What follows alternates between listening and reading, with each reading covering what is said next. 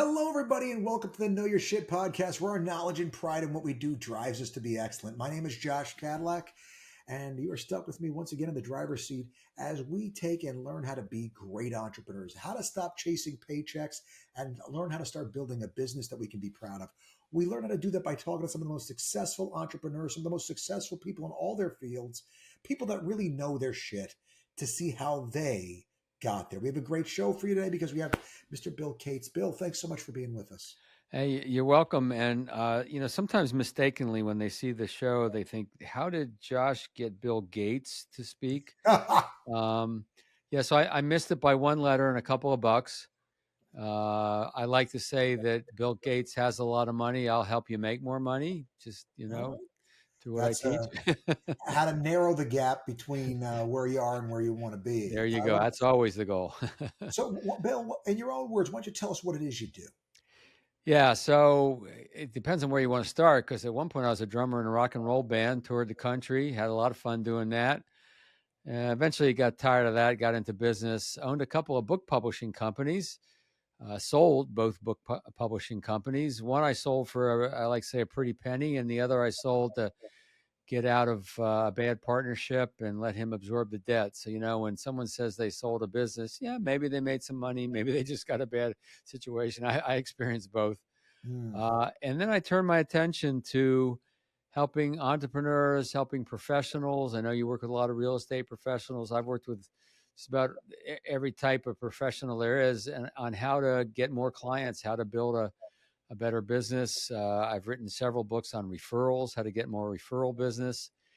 And what's happened over the years as I become more successful, and I've worked with a lot of financial professionals as well, helping them build their business, bring in billions, literally. I got a mission, and my mission is that I believe that everyone deserves to make educated financial decisions that are in their best interest. And the problem is, most of us are walking around with broken money stories, limiting beliefs, mistaken assumptions, unhelpful emotions. And I've seen this with wealthy people. I mean, I've worked with a lot of ultra wealthy, family office, high net worth. They've got fear, they've got anxiety, they've got shame. Yep. It We're sets you not up. immune to that. So that's Set my you up. mission now. Sorry, no, go ahead. I'm No, sorry. no, you're absolutely right. To set you up for poor results. Well, it does, yeah, because when you have the mistaken beliefs or limiting beliefs, you don't see options that are in front of you. You don't allow yourself to see options that are in front of you. Totally a thing. What got you started doing that, Bill? Well, what happened here is I've worked with so many financial professionals. I learned about the importance of proper financial planning, and I realized, okay, I'm helping them. Part of my mission is helping advisors find more clients. That's good. That helps them make better decisions. But in a lot of cases, they're only working with wealthy individuals, and Mm. and nothing wrong with that. I guess I'm one of them, and I don't mind, that. But I want to reach more people. So I've got a new book out. It's called The Hidden Heist, and it's designed to go maybe straight to other people about beliefs. And let me give you the premise, and then I'll I kind of hinted on it, and Sure. then I'll tell you what gave rise to the book. So if we've got a situation that isn't working for us, business, personal, relationship, whatever, there's a complaint. Usually we go to, are we using the right strategy? Or unfortunately, a lot of people go too quickly to tactics, don't even evaluate whether they're using the right strategy or not. But sometimes before we look at strategies and tactics, we really should look at belief. What do we believe about it? Believe about ourselves, about the other person, about the situation, about the industry, whatever the context may be. And if we've got limited, narrow, mistaken beliefs, then, as I said, we're missing, the solutions, the opportunities. So that's the overarching thing that's kind of a message I've lived, and it's worked well for me. And then I decided I want to put it into a book around money, because a lot of this falls under, money intersects every aspect of one's life, right? There isn't a part of one's life that money doesn't impact in some way. And so I wanted to get the message out in a way that would be fun, easy to understand, make the point kind of a lot of things I was trying to do. So we wrote with my co-author Jeff C. West, The Hidden Heist, and the subtitle is "Stop Robbing Yourself of Lasting Wealth." Mm, And that's the hidden heist, or the hidden heist is these beliefs, these mistaken assumptions. Uh, and we can get into that a little bit if you want. And that's what robs ourselves from current, accumulation of wealth and financial stability, and then long-term wealth as well. And I decided I wanted to, if anybody's read any parable books, if you read The Go Giver by Bob Berg and John David Mann, or if you've read The Alchemist or The Greatest Salesman in the World or Who Moved My Cheese, you know that these good parable books, they're kind of light, they're fun. There's a little hmm tension because that's what creates the problem and solution. But I wanted something more interesting. hmm And so I set this in a bank robbery. Okay. And so we got these bank robbers. The first line of the book is everybody on the floor, face down, right? And then so there's tension, but then these bank robbers are bumbly. And so Mhm. that's the comic relief. And they're trying to get out of this predicament. And while they're trying to do this, the rest of the folks are gathered in the vault. The hero, if you will, or one of the protagonists is a financial advisor, and he's starting to talk about money. Why are these guys robbing the bank? And is money a limited resource? And money a zero sum game? And rich people are greedy and poor people are lazy, and all the stuff that comes up around money. And through the characters and through the conversation, we make some what I believe are some important points. Mm, Um, and so a lot of folks are getting the book for their own mindset and to get clear and to get some good basic fundamental proper financial planning strategies out of the book. But a lot of folks are actually giving it to their adult children, their to the young adult kids. children, Sure. um, as a way. So that's the essence of the book. And it's called The Hidden Heist. And you can go to thehiddenheist.com to get it. Uh, and that's a piece of what I'm doing these days, in addition to helping professionals grow their business. Good stuff.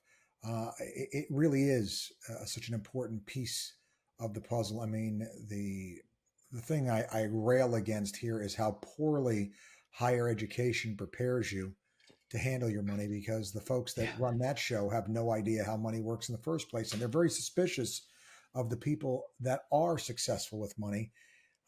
It seems like in my experience with It's them. true. Sometimes they are. And even the press, the media, sometimes when they Again, they talk don't understand it, so they think it's got to be bad. exactly, they talk about wealthy people with disdain. And one of the things in the books we talk about is, wealthy people are greedy, they cheat, they lie. And my co-author Jeff West came up with a great line that we use in the book, and now I'm using this in life in general. And the statement is, some are, most aren't. Hmm. And so there's Yep. sometimes, it's where there's smoke, there's fire. There's reasons for stereotypes. Okay, we get Yep. that, but most aren't. And Yeah. and I and think if I think for every Enron that's out there, you have a whole lot of good oh, people working their butt off. That of course, their product yeah, is very much personal to them, and they're killing themselves to try to do a good thing for themselves and their family. I think they that's probably a much more accurate reflection than the using the outlier to describe the whole set and the is just philanthropy bad that acting. the Oh my philanthropy God! they're Yes. engaged in, right? I Yeah. mean, they know that money follows value, and they know John D. that Rockefeller. I mean, you could go down the list. yep, Andrew Carnegie. All these yep, guys gave yep. away such vast sums of Yeah. wealth. Andrew Carnegie, I read a bunch of books on him a long time ago, and he said, the first half of, in this case, he said, a man's life, which we can correct that in a person's life, is to accumulate money, and the second half is to give it away responsibly. Absolutely. And That thing that Carnegie did so well was he was so big on giving money away well. I believe it was him that said the only thing worse than dying with all your money is giving it away poorly.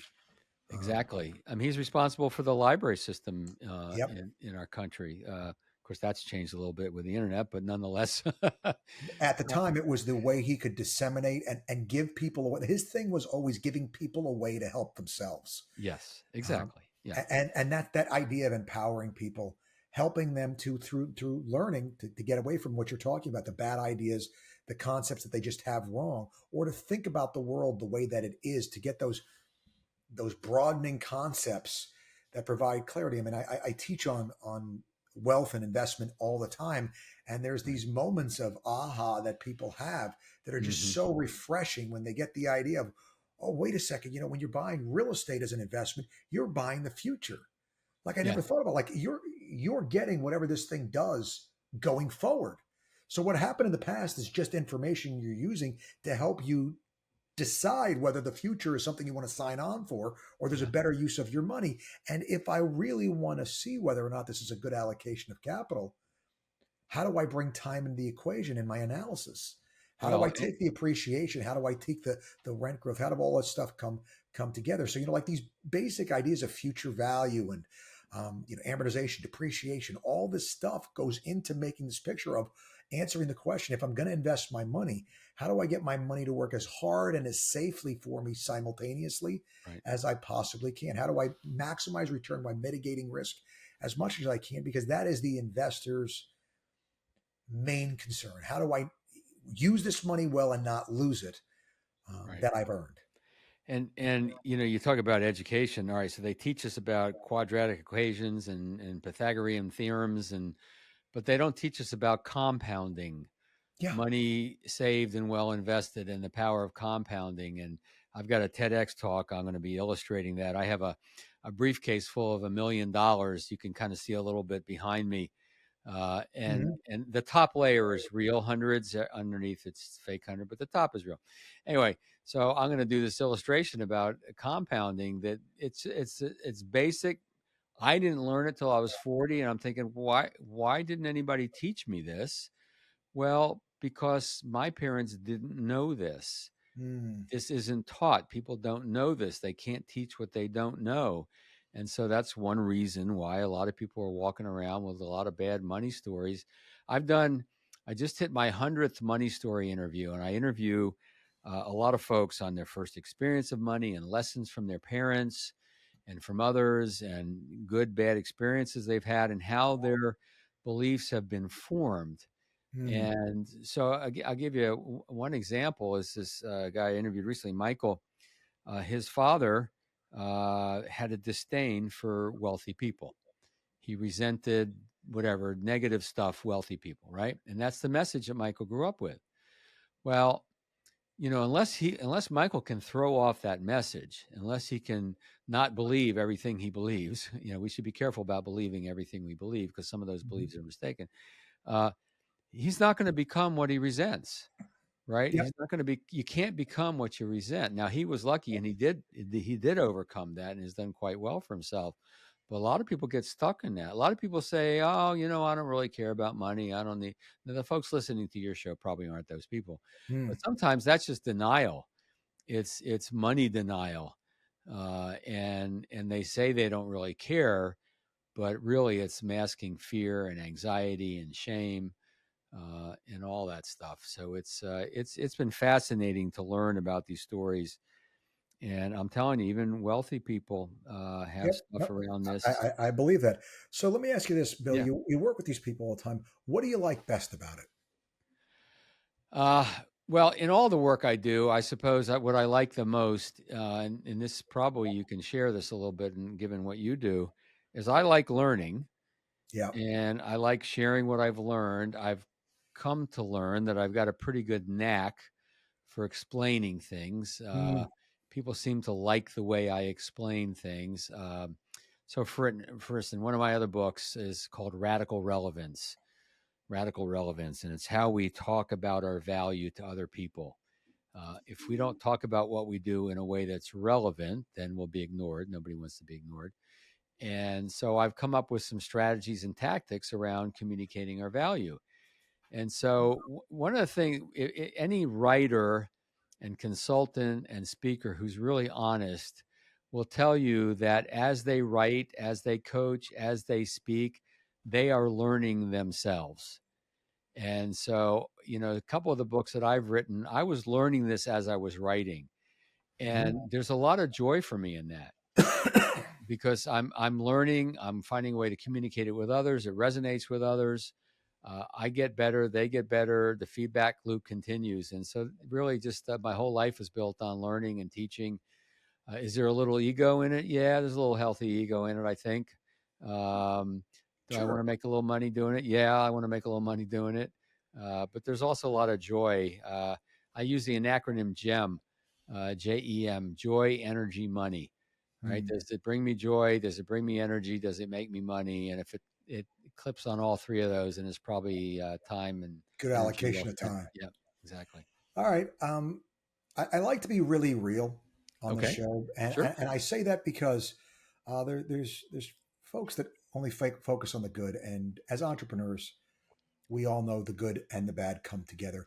So, Indeed. what would you say is the toughest part of what you do? Yeah. Well, I'll give you a couple of things.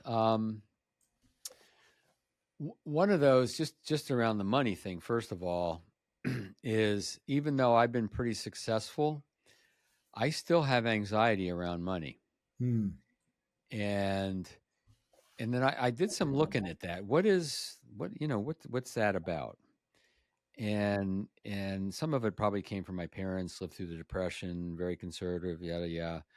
Um, and then I looked at how I spend my money, or and invest and spend. I've invested well, but I've always had a luxury car. I've always had a little bigger house. What's behind that? And I always feel like I don't have enough. So I was doing Yep. a little introspection, and I'm realizing that, man, I fell into the trap of thinking that my net worth determined my self worth. Hmm. And, it was, I wouldn't say it was a rude awakening, but it was sure good awareness to come by. And I'm going, yeah, I'm trying to impress a little here. My ego is tied into that, and I'm feeling my self worth, from my net worth. When really it should be the other way around. Usually, it's our self worth will help determine and build our net worth, and they don't. That equation doesn't work in the other direction, In right? It only opposition. works Yeah. one Yeah. direction. Yeah. So that's one of the things that came from writing The Hidden Heist was that work and that challenge of going through that and understanding that and accepting that. Uh, and now, so the anxiety still plays from time to time, but it's Sure. just like a song on the radio. I just turn it down. It's all right. No, I'm not going You to start listen to to that. be more self Yeah, aware yeah, and kind of aware of these yeah. natural tendencies that you want to take and maybe minimize. Y- That's a thing. I The get that. the other challenge that I face is I'm a creative idea guy, and I chase a lot. I chase too many ideas at one time. Uh, Um, you have and a hard time reining the horse in. I do sometimes. I just had a call with my mastermind group this morning, and I said, "Look, guys, I'm at it again. They're used to me complaining about this, so I've got to take a step back, and I got to look, and I got to reprioritize. And I finish what I create, which is good. I'm driven Yep. to finish. Not everybody does. Okay, I'll kudos. I'll take that. Yep. And I try too much at once, and everything takes on too much importance.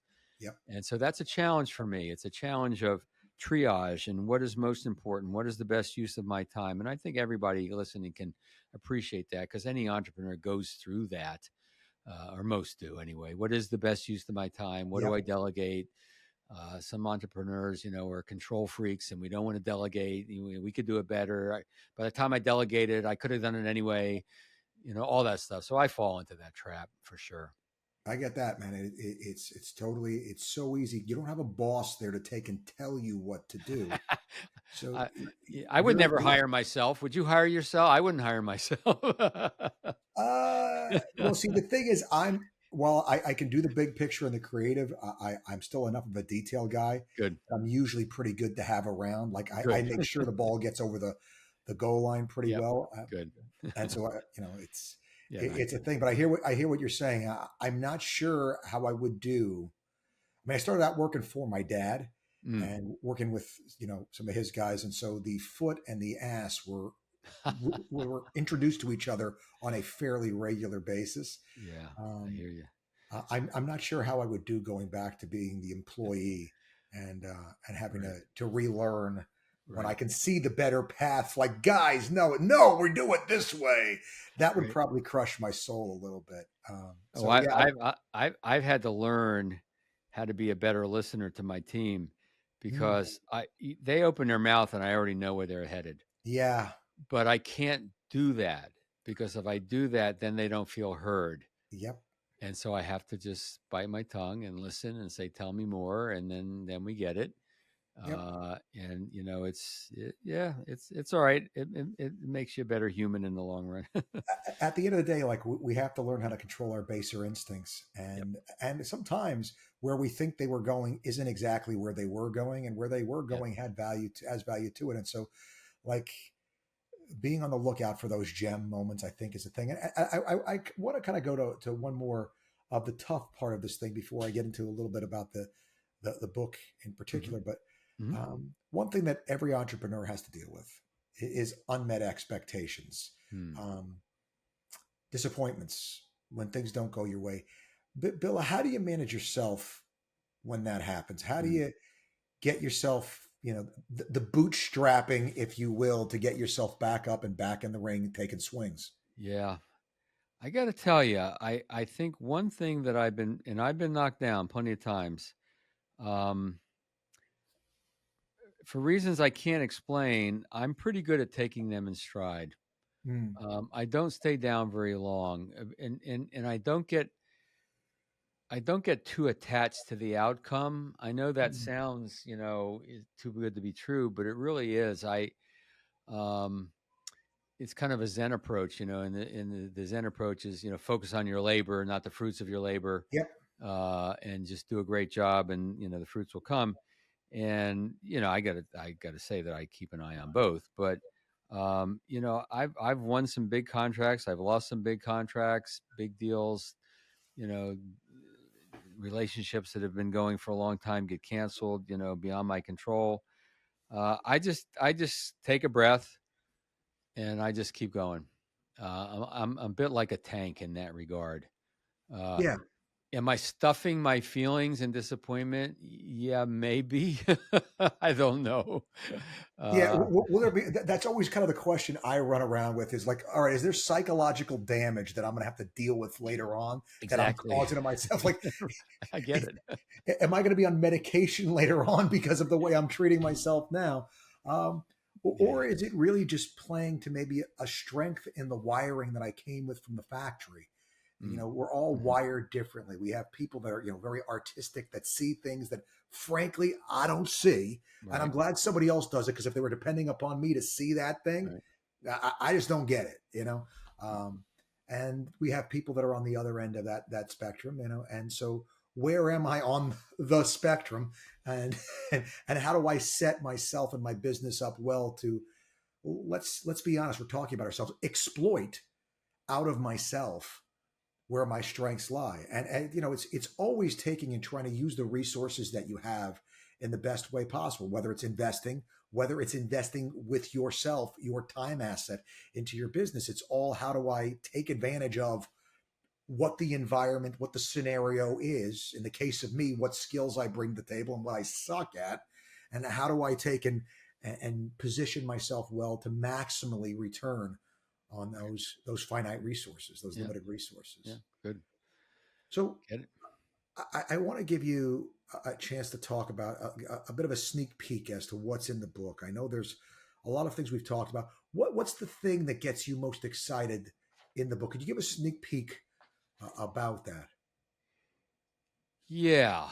So in the book we had, what I did with, I'm kind of the straightforward knowledge guy. The idea for the book was mine. Kind of things I wanted to cover were basically mine. Um, but I needed my co-author Jeff C. West to bring it to life, to bring the characters to life. So each of the main characters represents a belief, an emotion, whatever. Mm, And so one of the things that I really love about the book, and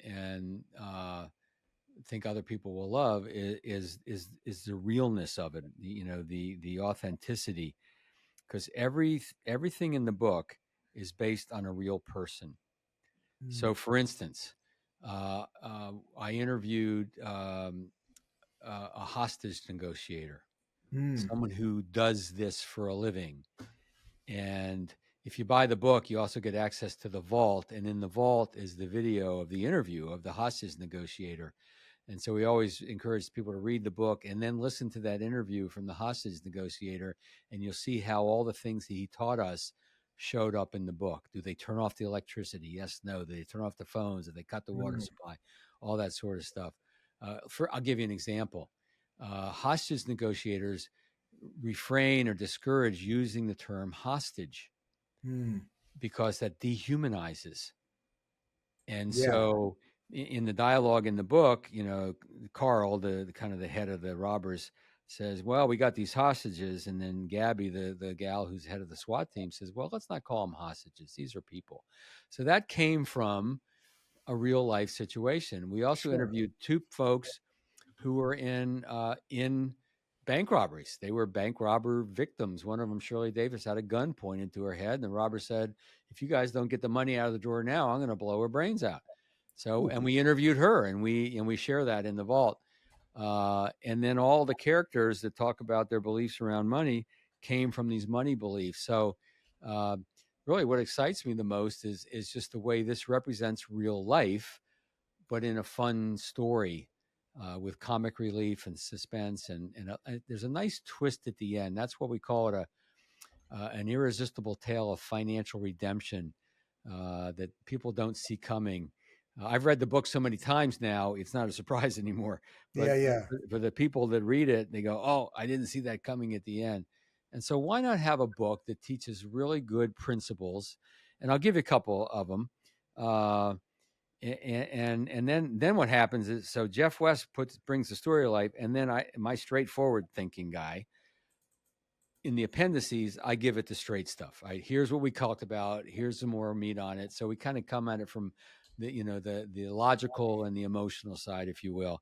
So what happened in the vault is, in these teachings, Alden Beckett, the financial advisor, comes up with these 7 money truths and laws of financial independence. And so the bank manager takes a Sharpie and starts writing on the pizza box, right? All heists and hostage things, there's always pizza delivered, right? So there's pizza boxes, and they're writing these on the pizza boxes and capturing them. So I'll give you a couple. First one of Alden's 7 money truths is, we are responsible for our money beliefs, our money actions, right? We can't give it up to others. I've had people complain about their financial advisors, and I get it. Some financial advisors don't always do a great job, but we do have to, at the end of the day, we have to accept ultimate responsibility. We can't abdicate our responsibility to someone else. We can trust them. We can use them as a guide, but we can't abdicate everything. And that's what happens to a lot of people. Oh my There's gosh. Some people, I look at it this way. What's the number one killer of houseplants? Underwatering. What's the number 2 killer of houseplants? Overwatering. And you see that with money, right? Some people just live in denial. They don't look at all. They let it go. They just, I guess, hope and pray for the best. Who knows what they're thinking? And there's others just every day they're watching the Dow and the S and the P and the crypto and the this go up and down, and they drive themselves crazy. They're overwatering.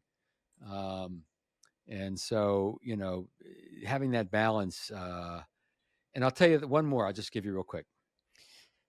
And some people get this immediately. I think entrepreneurs generally get this more quickly than others.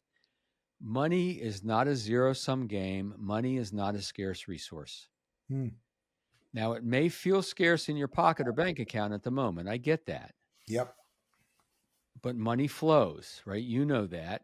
Absolutely. Money flows. It flows through society. It flows around the world these days. We are in a global economy, despite some of the debate that's going on at the moment. And so money flows, and we've got to get into the flow. And once you realize that money is not a limited resource, that money, there is not a zero-sum game. If I have it, someone else doesn't have it. Right. There's enough money for everyone in the world to actually do well. And then some. Yeah, if the flow is right. And absolutely. So if we're all exchanging value. Yes. If I do real estate and I'm selling real estate to somebody. I use the commission to go out and buy a car. The guy that now is getting paid to build the car, he goes out and buys a house. And right there's the circle of life just Yeah. a little bit. And At it's the in the country, it's in the world, and it comes back again. Um, yeah, so that's an important thing. So I was, long ago, I learned how do I get in the flow. Now, in my case, um, the way I got into the flow was I learned that one way to make money and to make good money is to help other people make money. Sure. And that's one of the things that you do, right? And It's a so that's thing. how I got into the flow. And there's lots of ways to do it, but people got to realize that it's not a zero sum game. And once they open up, then the abundance mentality takes over, and the giving nature takes over. There's a great quote: uh, "Give without remembering, receive without forgetting." Let me say that again: give without remembering, receive without forgetting. So receive without forgetting. That's gratitude, right? That's good. Mm-hmm. Now, here's the hard part: give without remembering, give without your ego tied to it. It Mm. always astonishes me, Josh, how people will give these anonymous donations to charities, medical research, universities, hospitals, you name it, without worrying if their name's attached to it in a lot of cases, Yeah. right? Try doing that. Try giving anonymously. And it shakes some people up. What do you mean? No, I want credit for that. So that taps into the abundance mentality that Sure. one can No, develop. that is a thing. Yeah. Um, if you're looking at the market today, and I take this question any way you want to, Bill, I give you free reign. All right. What does you see? What do you see as the opportunity in the market today? Well, all right. So first of all, understand I am not a financial advisor. I am not a numbers guy. So I'm not going to wax on crypto versus real estate versus stocks and versus bonds. That is not my That's not your thing. bailiwick. It's not my bailiwick. But I will say something, and that is if you want, especially if you're a little bit on the younger side, and you want one pretty safe way to accumulate wealth and take advantage of compounding. This is outside of real estate investing, which is another way, and that should be part. It's not one or the other. It should probably be a mix. Uh, the last 50 years, the S&P 500, the last 50 years has averaged 11.6%.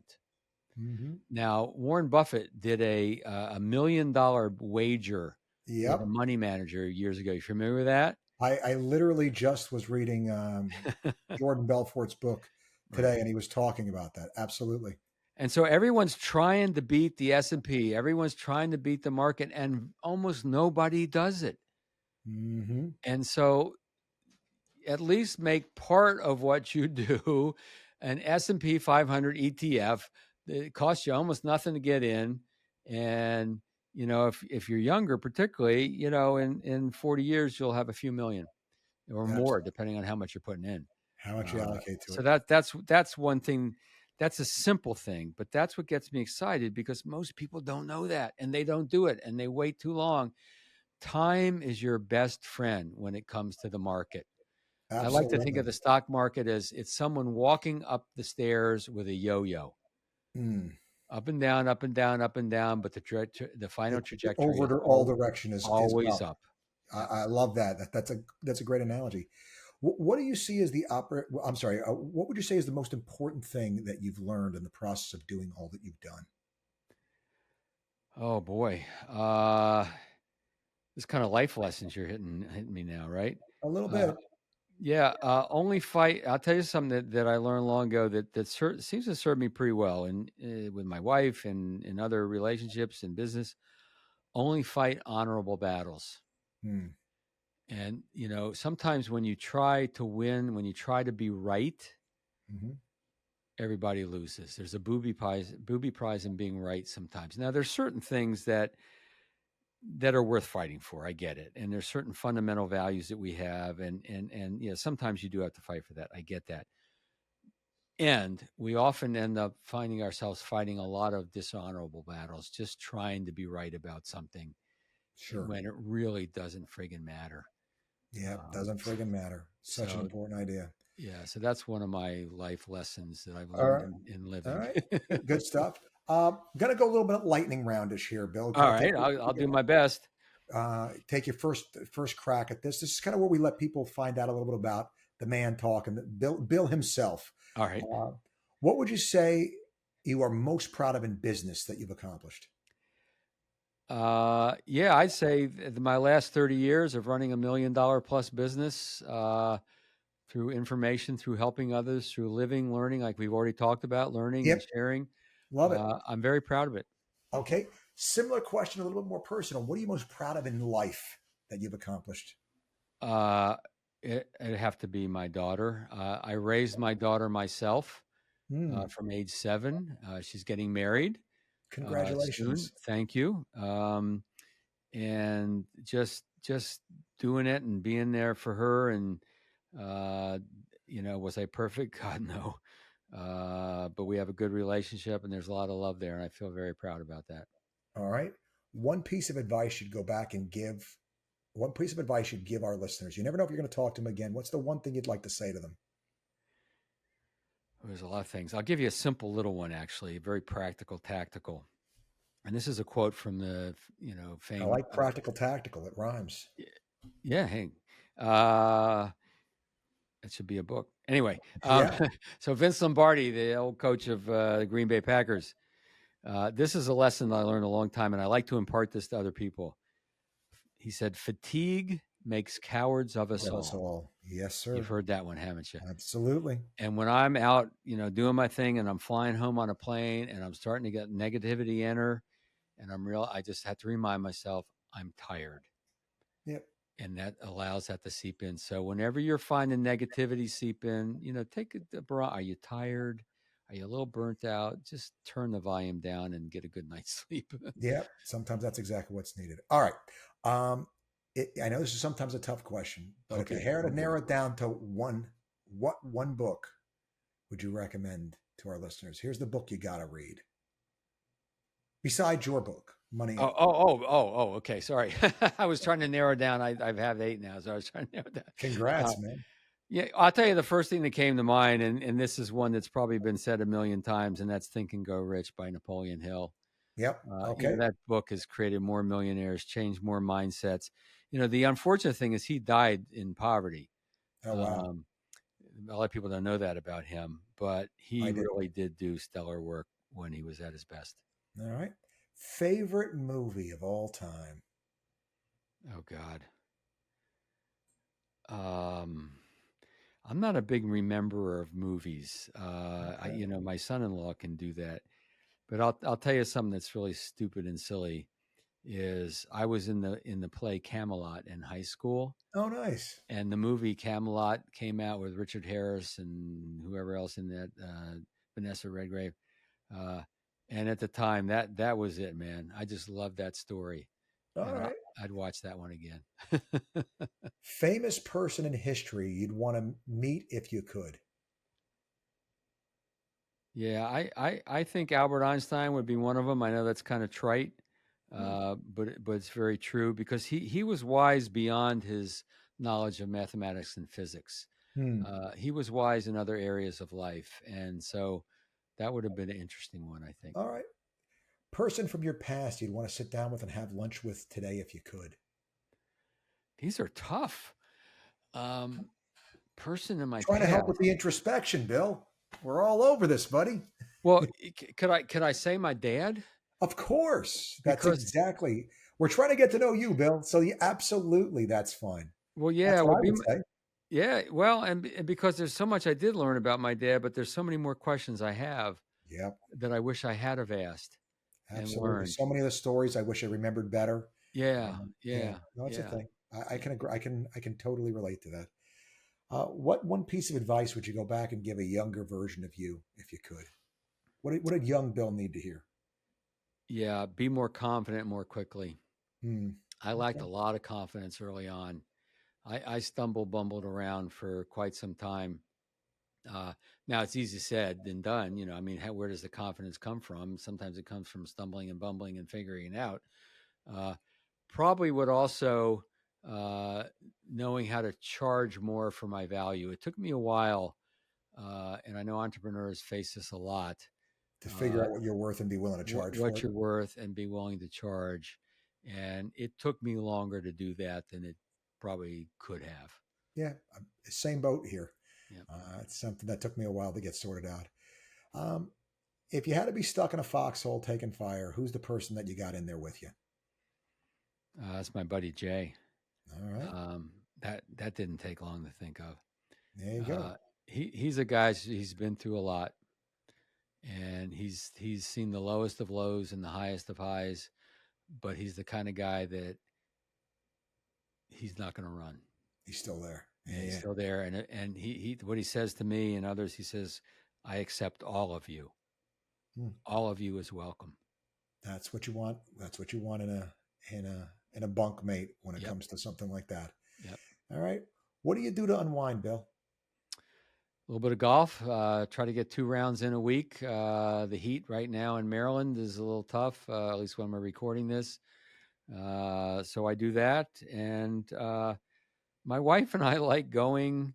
We like going to bars, not to get drunk, but we like sitting at the bar and having a cocktail or two and talking to the bartender and talking to folks and just and eating, sharing our appetizers. And it's just a fun, good little tradition that we do once or twice a week. And I find it very, gets me away and in a different, vibe. All right. So let's talk about the other part of being an entrepreneur, which is that there's always something else cooking on the back burner. What's next for you, Bill? What's the next project? What's the next thing that's got you excited? Well, I tried retiring 2 years ago, And then the idea for the hidden heist took, and I got excited about it. So I do get excited about ideas and creativity. I interviewed a guy for my podcast who is a longevity expert, and not in like nutrition and exercise, in actuarial tables. And he actually knows how long people are likely to live, and most people underestimate how long they're going to live these days, etc. And one of the studies he did was with centenarians, and people who live 100 or more and are still very active and don't look that way, don't act. They don't even tell people they're that old because they don't want ageism to kick in. And the common denominator are those that people have never really stopped working. Now, maybe their work has changed. Maybe they're not at quite the same pace, but they have a reason to get up and they have a purpose and they're active in their mind. So I have another book idea.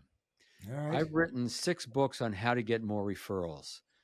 Unlimited referrals, get more referrals now, don't keep me a secret, beyond referrals, the language of referrals. I don't know, is that 5 or 6? But there's this term in music and arts called magnum opus. It's like the big piece, work. the final great work. My next book is likely going to be the referral Bible. It's going to be, if there's anybody on this planet, and I know this sounds arrogant, who's able to write a book on how to get more referral business, how to get more introductions, how to leverage centers of influence, it is me. I know that, and I know I can write that book. And even if it sells 1 copy, it's kind of that's my next thing. Okay. So. That's cool. Last question I have for you, Bill. Yeah. Where can people find you? Thank you. Well, referralcoach.com is my main website, referralcoach.com. I'm easy to find on LinkedIn, Bill Cates, Cates, not Bill Gates. I'm very easy to find Googling Bill or LinkedIn in Bill Gates. Bill Gates, sorry, even I get confused. And then my newest book, I'd love folks to check it out, thehiddenheist.com. There's a video there, kind of a movie trailer. It's interesting. It's fun. And just start a conversation with me on LinkedIn. Love to chat with folks. Love to hear from you. Absolutely. So to our listeners, guys, the Hidden Heist sounds like a good one. It's a great story mixed in with great lessons. Yep, how do you beat that? Bill, thank you so much for coming on. Hey, Josh, it's my pleasure. I've been looking forward to this. I know the good work you do, and I was excited to be with you. Thank you so much, Bill. I really do appreciate you being here. And I want to thank our listeners. Thank you guys for spending your time with us. As I always do, I remind you, there's never a good excuse not to know your shit. Till next time.